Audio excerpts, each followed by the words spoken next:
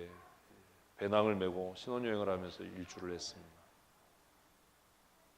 후쿠오카에서부터 시작해서 밑에 남단에서부터 동경까지.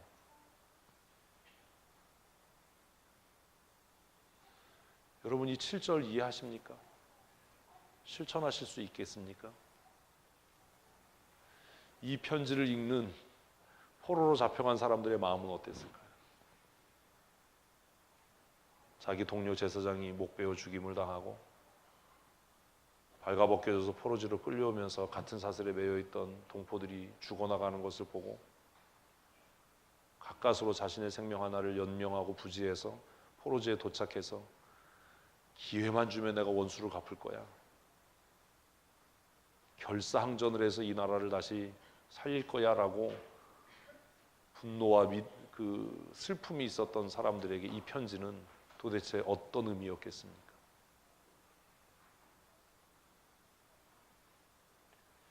청년 때 예레미야를 읽으면서 그래서 고민을 참 많이 했습니다. 예수 믿는 기독교인에게 애국이란 무엇인가? 어떻게 애국해야 되나?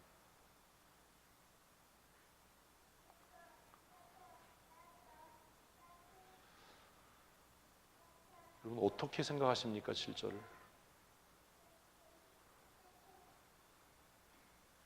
참 고민인 거죠. 예수 믿는 건요, 그렇게 봄날의 피크닉 같은 삶을 사는 게 아닙니다.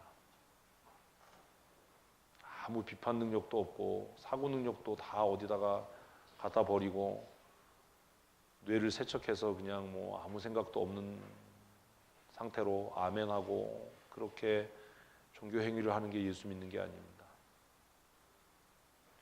신앙생활은, 하나님은 역사를 초월해 계시지만 신앙생활은 역사와 시간 속에서 이루어져 가는 겁니다. 우리의 삶도 시간 속에서 그 의미를 갖습니다. 그래서 성경은 때로 참 고통스럽습니다. 이스라엘 사람들도 우리 한민족들도 같은 고통을 겪었던 백성들입니다.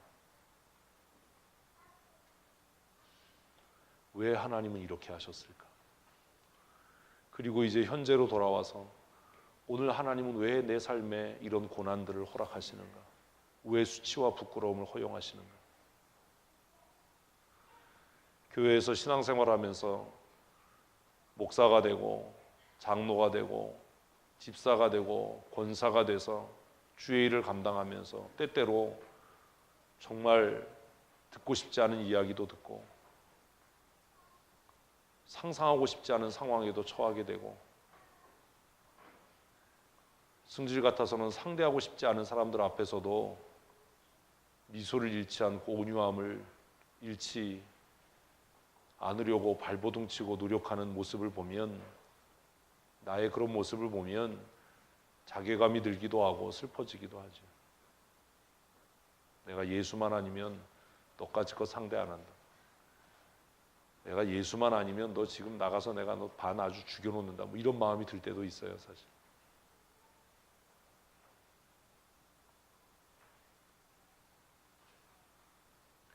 예수 믿는 사람들 참 무례할 때 많거든요. 제가 제일 싫어하는 게 무례한 거예요. 예레미야를 통해서 배운 게 하나예요. 그럴 때 성도는 뭐 해야 된다? 깊이 생각해야 된다. 하나님께서 무엇 때문에 나로 하여금 이런 이야기를 듣게 하시는가? 하나님께서 뭐 때문에 나로 하여금 이렇게 얼굴 붉어지는 상황 속에 처하게 하시는가? 하나님께서 무엇을 위해서 나를 이렇게 수치스럽게 하시는가? 그래서 제가 여러분들에게 고난의 때에 뭐 하라고요? 깊이 생각하라고요. 날뛰지 말고.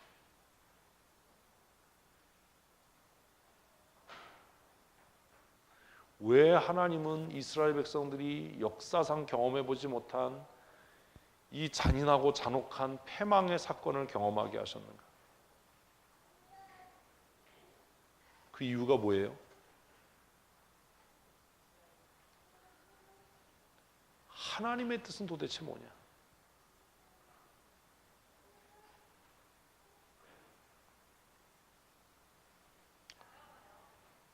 고민해야죠. 그죠? 사람의 생각은 뭐냐?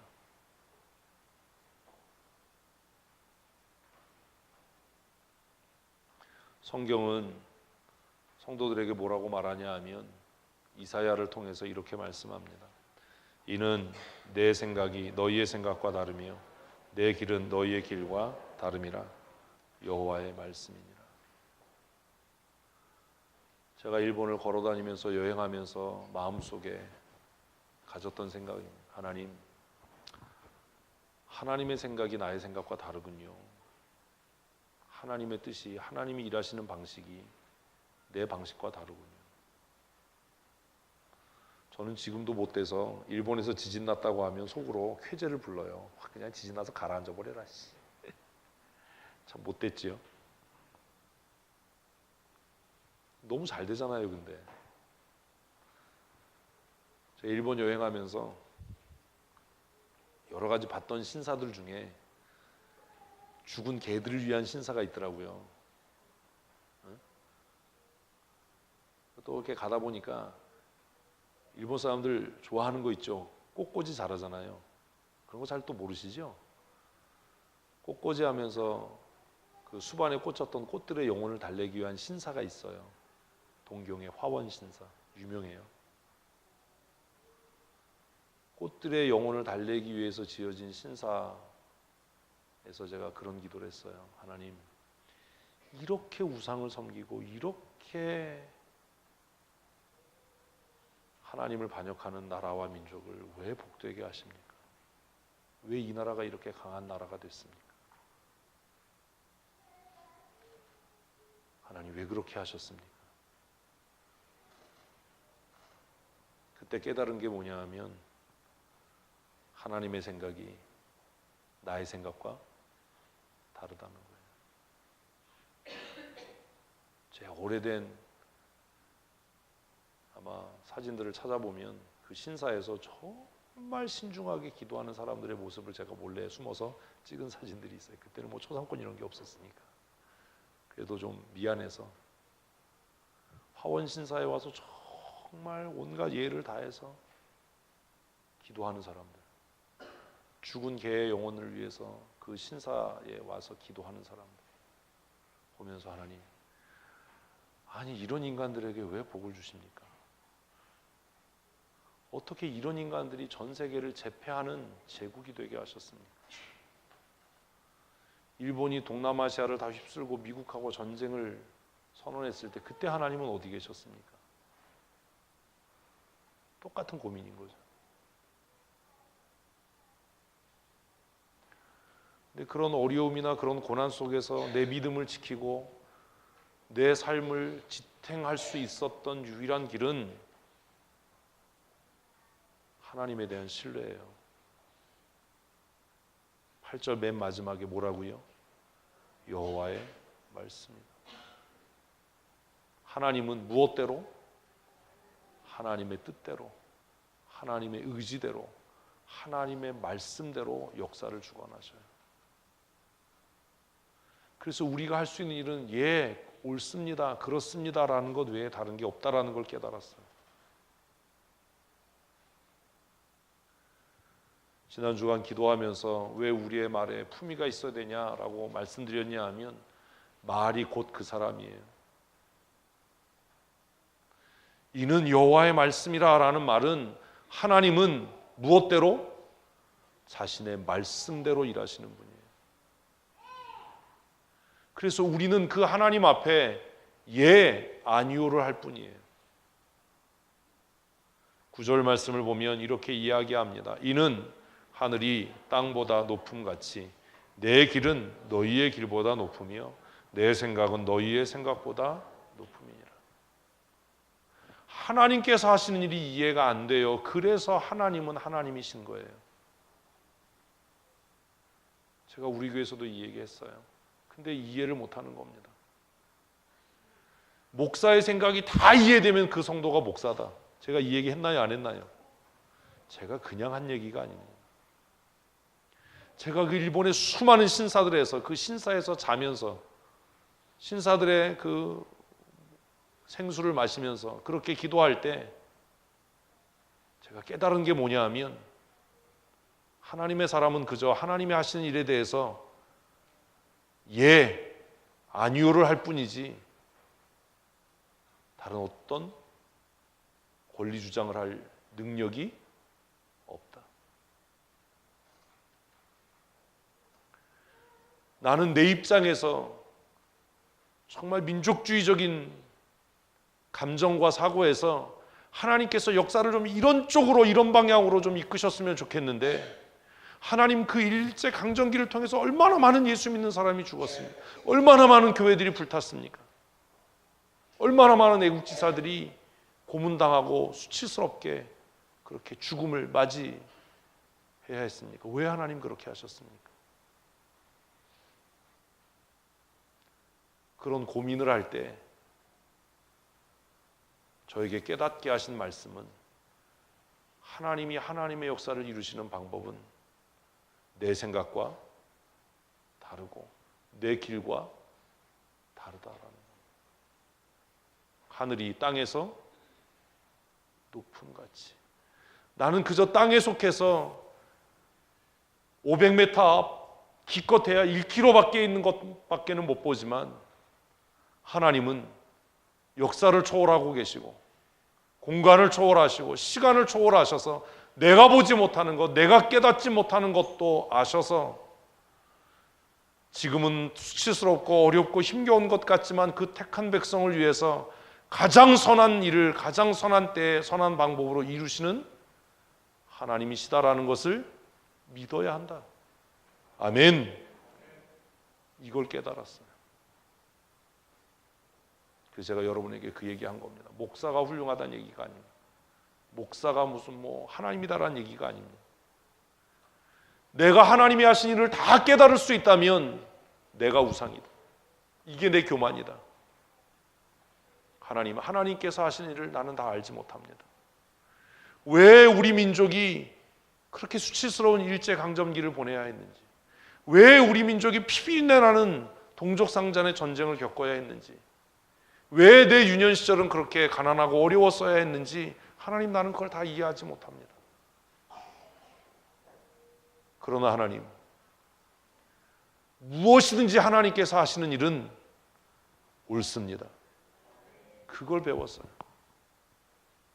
청년 때 일본을 여행하면서 하나님께서 하시는 일은 옳습니다.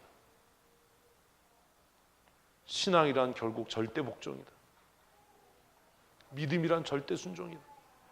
하나님이 하신 일은 옳고 완전해서 내 생각보다 하나님의 생각이 높고 내 길보다 하나님이 이루시는 구원의 역사는 위대하다.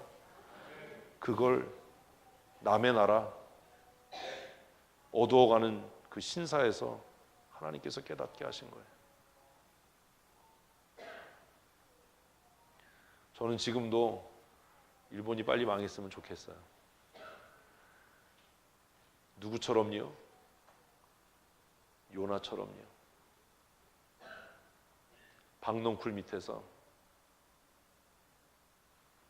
그 도성이 망하기를 기도했던 요나처럼요. 너무 부끄러웠어요. 야, 내가 목사가 될 사람인데 내 마음에 이런 분노가 있다는 것이, 이런 슬픔이 있다는 게 너무 부끄러웠어요. 지금도 그것 때문에 고민을 해요. 하나님, 어떻게 해야 하나님이 역사를 주관하는 걸 이해할 수 있을까요? 요즘에 우리나라 상황을 보면서 그런 기도합니다. 하나님, 어쩌다 우리가 이렇게 됐습니까?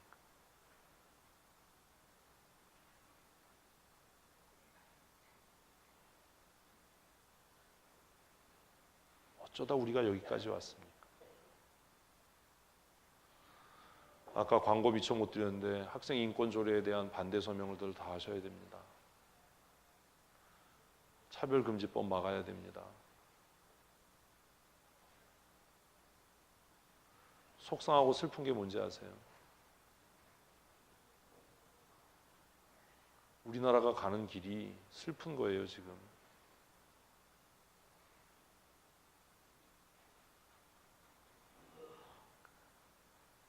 북한이 남한을 적화하는 첫 번째 작업이 뭔지 아십니까? 교회를 약화시키는 겁니다. 그동안 일어났던 대형 교회들의 일련의 계속된 사고들, 갈등들, 그것들이 매스컴에 집중적으로 보도된 이유와 목적이 뭔지 아십니까? 더 속상한 건 교회 안에 있는 중직자들이 그걸 자신들의 이불로 떠벌리고 그게 마치 정의를 실현하는 것처럼 스탈린도 모택동도 김일성도 공산주의, 공산화의 첫 번째 장애물은 뭐다? 교회와 목사들이다. 교회를 무너뜨리는 거예요. 여러분 지금 전방의 군인 교회들 수없이 문 닫습니다. 왜 사병들에게 휴대전화를 쓰게 하고 일과 시간 이후에 영회에 나갈 수 있게 하는지 아십니까? 생각해 보세요. 휴가 시간 이후에 영회에 나간 애들이 주일날 교회 오겠습니까? 예수 믿는 사람들이 정신을 못 차리는 거예요 지금.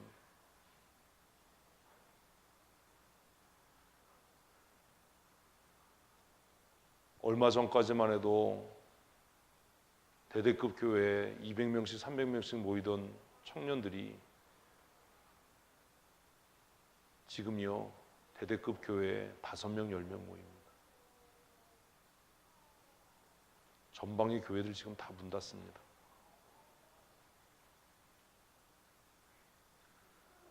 왜 군인 숫자 줄이는지 아십니까? 한국교회가 청년전도, 청년선교에 가장 큰 역할을 했던 게 뭔지 아세요? 군선교회예요. 저는 군대에서 합동세례하는 거 반대하는 사람 중에 하나입니다. 그러나 해마다 군을 통해서 세례받는 청년들의 숫자가 얼마나 많았는지 아십니까? 지금은요.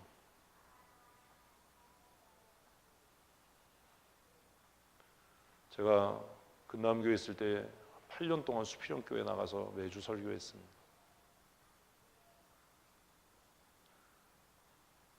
그 예배당이 거의 가득 찼어요. 지금은요.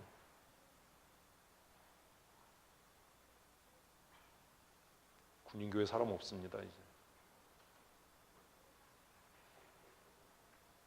단기적인 목적은 군종병과를 없애는 겁니다. 군목도 숫자가 줍니다. 이미 지금 우리 이 가까운 양구, 인제 이쪽에요 대대급 교회 문 닫은 교회 엄청나게 많습니다.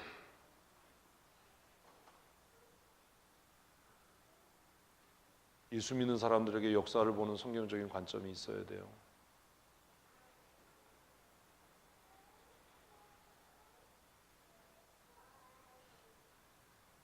하나님이 하시는 일을 우리가 다 이해할 수 없습니다. 왜 하나님께서 이스라엘을 포로로 잡혀가게 했는지, 왜 그들이 수치와 부끄러움을 겪게 했는지 우리는 다 알지 못합니다. 그러나 하나님은 그들에게 경고합니다. 같이 읽습니다. 만군의 여호와 이스라엘 하나님께서 이와 같이 말하노라. 너희 중에 있는 선지자들에게와 점쟁이에게 미혹되지 말며 너희가 꾼 꿈도 고집지 말. 우리 지금 이러고 있어요. 헛된 꿈을 꾸는 겁니다.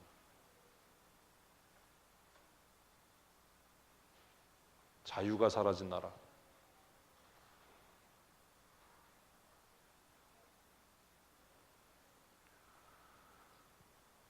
고민하셔야 됩니다.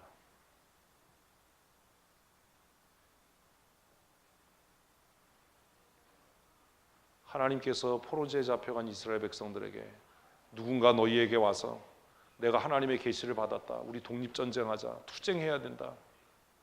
라고 말하면 뭐 하지 말라고요? 미혹되지 마라. 더 나가서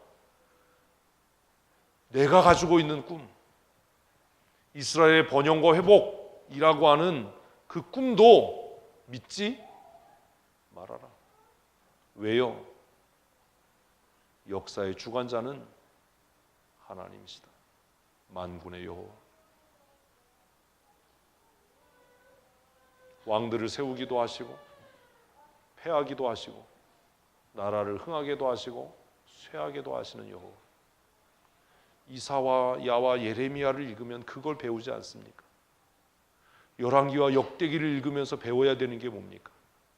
역사를 홀로 주관하시는 하나님.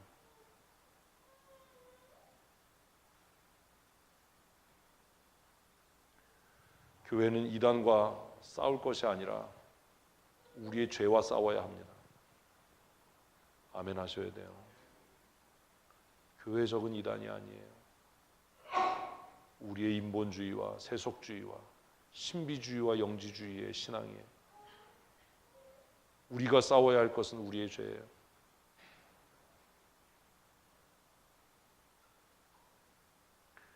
이스라엘을 회복해 하실 분도 하나님이시고 이스라엘을 망하게 하실 분도 하나님이에요.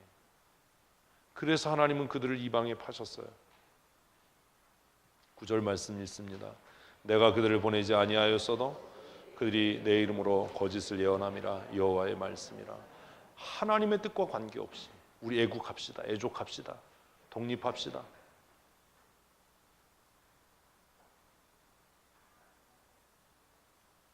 하나님의 뜻은 이스라엘이 고난과 수치와 포로됨을 통해서 회개하는 거였어요.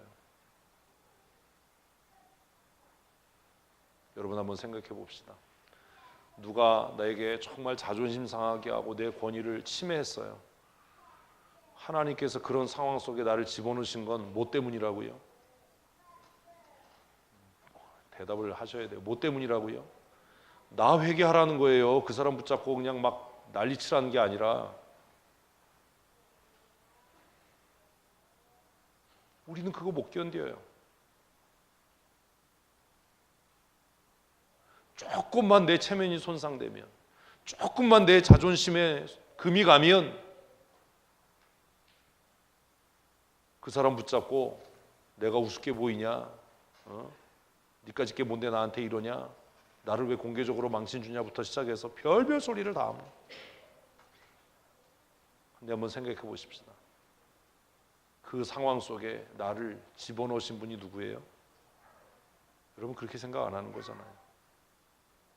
여러분에게 하나님은 만군의 여호와가 아니잖아요. 나를 건강하게 하시는 분도 누구고요? 하나님이시고, 나를 병들게 하시는 분도 하나님, 나를 부하게 하시는 분도 하나님이고, 가난하게 하시는 분도 하나님이에요. 가난해지면 그 가난에서 벗어나려고 길을 쓰고 용 쓰고 애쓸 것이 아니라 먼저 하나님 앞에 엎드려서 회개해야 하는 겁니다. 누군가 내 마음을 아프게 하고 자존심을 상하게 하고 수치스럽게 한다면 그 사람에 대해서 분노하고 슬퍼하고 노여워하고 싸우고 다툴 것이 아니라, 시비를 가리려고 할 것이 아니라 그 배후에서 역사하시는 하나님, 그 하나님 앞에 나아가 엎드려 회개해야 하는 겁니다. 우리의 싸움의 대상은 밖에 있지 않습니다. 왜 나를 이렇게 공개적으로 창피를 주고 모욕을 줘서 나를 부끄럽게 하냐고요? 아니에요. 나를 부끄럽게 한 것은 내 죄예요. 내 게으름과 나태함이에요. 내 오만함과 방자함이에요.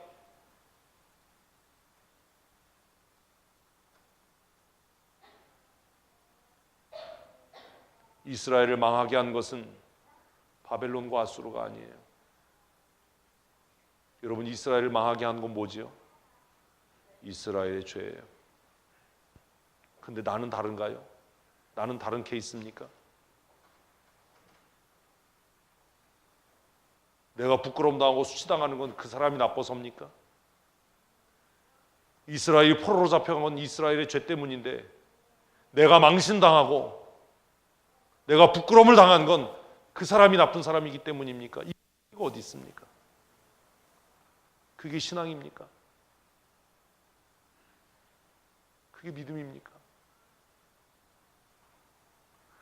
하나님께서 이스라엘 백성들을 수치와 멸시 가운데로 몰아넣으시는 것은, 한번 따라하십시다. 그들의 죄가 그것보다 더 크고 두렵기 때문이다. 여러분, 이거 여러분에게 적용하셔야 돼요. 내가 망신을 당하고 내가 수치를 당하는 이유는 그 사람이 나쁘고 그 사람이 악해서가 아니라, 나를 무시하고 멸시해서가 아니라, 뭐가? 내 죄가 지금 내가 당하는 수치와 멸시보다 더 크고 두렵기 때문입니다. 하나님은 은혜로우시고 자비로우셔서 우리의 죄에 비해서 우리에게 허락하시는 고난이 더 적습니다. 성경 읽으면 뭐 합니까? 아무것도 삶에 적용되지 않는데.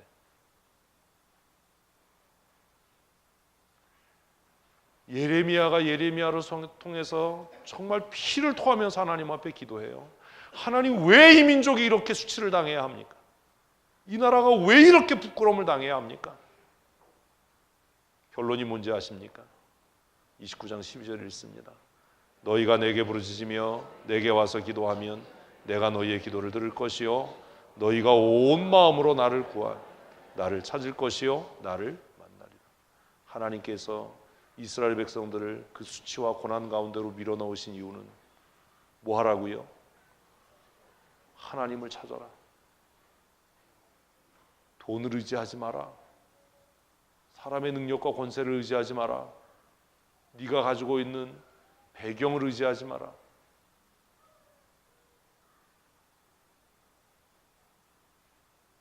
너희가 내게 뭐 하면? 부르짖으면. 경제적으로 어려우십니까? 몸이 병들어 고통 중에 있습니까? 자녀들로 인해서 근심하십니까? 하나님 앞에 나와 부르짖어 기도하십시오. 그게 빠른 길이에요. 그래서 제가 그렇게 얘기하는 거예요. 아파도 안 죽으니까 어디 와서 죽어라? 교회 와서 죽어라.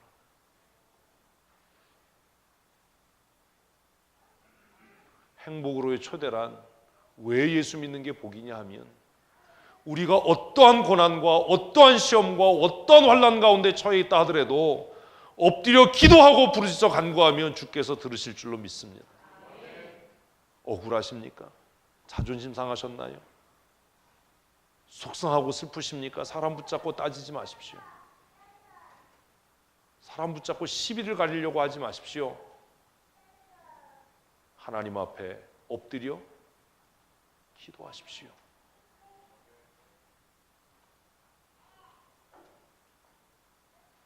싫으신가 봐요. 기도하십시다. 그러면 내가 나를 구원하는 것이 아니라 누가요? 만군의 여호와께서. 이게 하나님이라고 대답하면 아직도 이게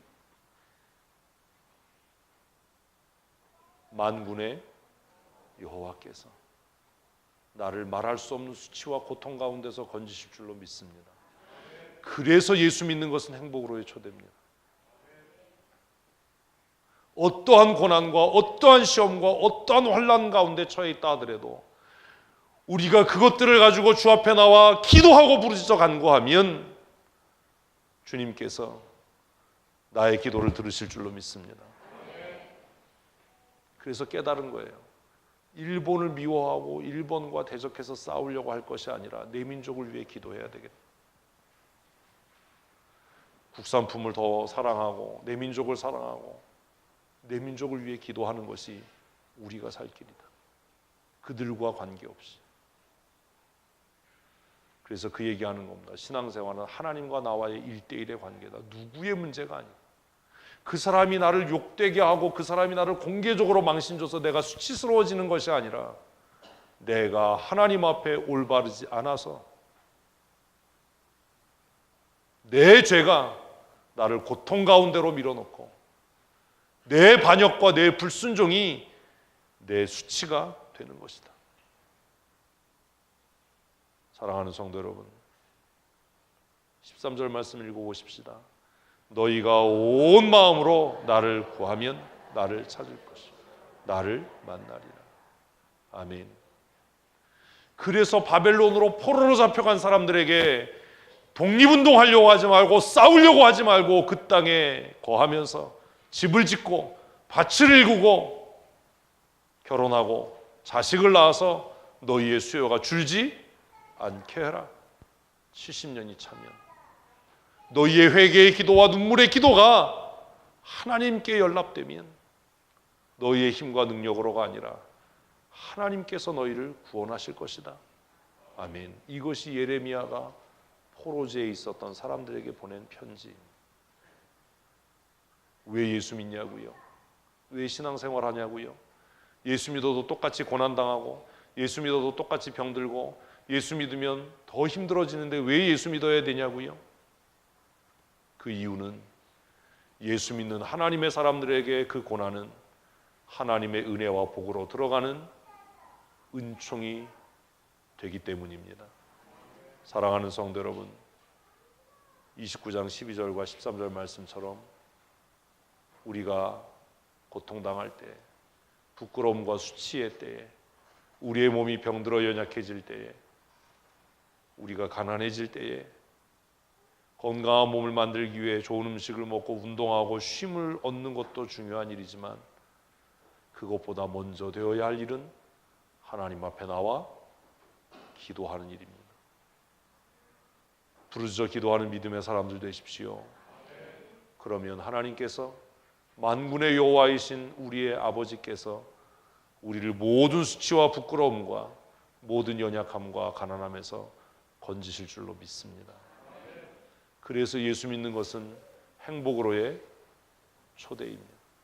이 복된 복음의 말씀을 우리가 널리 전하고 열심히 선포해서 우리와 우리의 가족과 우리의 이웃들이 고난 가운데 다시 회복해 하시는 하나님의 은혜를 누리는 복된 믿음의 삶 살아가기를 축복합니다. 우리 시간 기도하십시다. 하나님, 예수 그리스도께 나와 우리의 모든 삶의 질고를 내려놓고 부르짖어 간구하게 하시고 만군의 여호와 하나님께서 우리를 건지시고 회복해 하심으로 복된 삶, 형통한 삶 살게 하여 주시옵소서. 우리 함께 기도하겠습니다. 하나님 아버지, 하나님의 말씀을 통해 우리의 삶의 고난과 고통의 문제를 다시 이해하고 해석할 수 있는 은혜 주심을 감사합니다. 하나님, 고난의 때에 우리로 하여금 진리의 말씀을 깨달아 알게 하시고 고통의 때에 하나님을 더 경외하며 의지하는 믿음의 사람으로 살아갈 수 있도록 주께서 은혜를 더하여 주시옵소서. 고난을 통해 형통한 삶 살게 하시고 날마다 복 주시고 회복케 하시는 하나님의 은혜를 덧입을 수 있도록 복된 믿음의 삶 살아갈 수 있도록 주님은 정도하여 주시옵소서. 아버지 하나님, 사람과 다투며 우리의 환경으로 인하여 염려하며 근심하며 실족하는 삶 살지 않게 하시고 너희를 향한 내 마음과 내 뜻을 내가 하나니 미래의 장래에 희망을 주시는 것이라고 말씀하시는 말씀을 우리의 마음에 깊이 새기고 날마다 믿음으로 승리하며 형통한 은혜의 삶 살아가는 거룩한 하나님의 사람들이 되게 하여 주시옵소서. 아버지, 우리 사랑하는 성도들 믿음의 믿음을 더하시고 하나님의 때와 하나님의 뜻을 깨달아 알아 고난과 역경과 환난과 연약함과 가난함 가운데 하나님 앞에 부르짖어 간구함으로 우리의 기도가 주께 상달되게 하시고 그 부르짖음을 통해 날마다 회복케 하시며 부욕케 하시고 강건케 하시는 주의 은혜를 덧입게 하여 주시옵소서. 우리 구주 예수님 거룩하신 이름으로 감사하며 축복하고 기도합니다. 아멘. 우리 다 일어나셔서 635장 찬송하시겠습니다.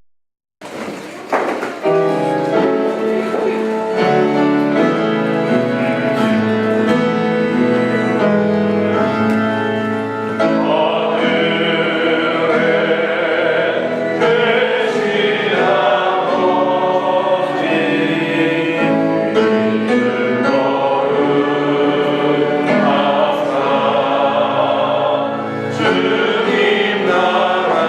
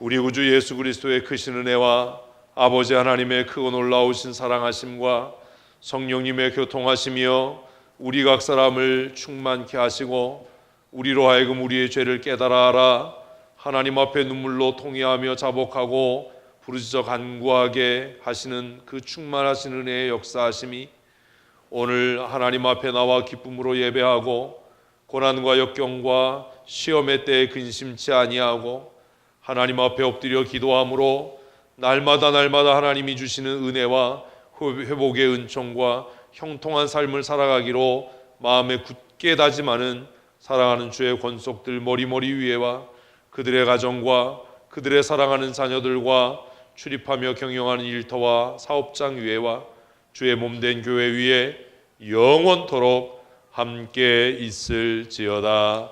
아멘. 주님 정거하시고 역사해 주시옵소서.